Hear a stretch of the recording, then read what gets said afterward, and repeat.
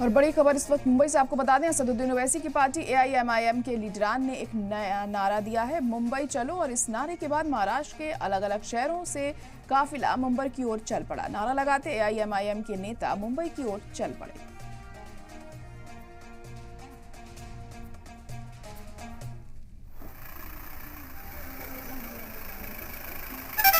तो तस्वीरें आप देख सकते हैं किस तरीके से एआईएमआईएम के नेता मुंबई की ओर जा रहे हैं।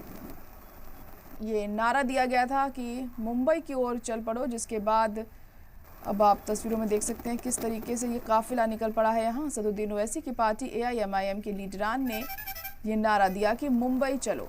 और इस नारे के बाद महाराष्ट्र के अलग अलग शहरों से काफिला मुंबई की तरफ चल पड़ा। नारे लगाते एआईएमआईएम के नेता आप देख पा रहे हैं इन तस्वीरों में अपनी अपनी गाड़ियों में सवार ये नेता मुंबई की ओर चल पड़े हैं। दरअसल मुखालफत इनकी तरफ से की जा रही है, जिस तरह से मुतनाज़ा बयानबाजी हो रही है उसी को लेकर ये नाराज़गी इन लोगों में है और उसी के चलते ये रैली निकाली जा रही है यहाँ पर। और यहाँ जो काफिला है ये मुंबई की ओर चल पड़ा है।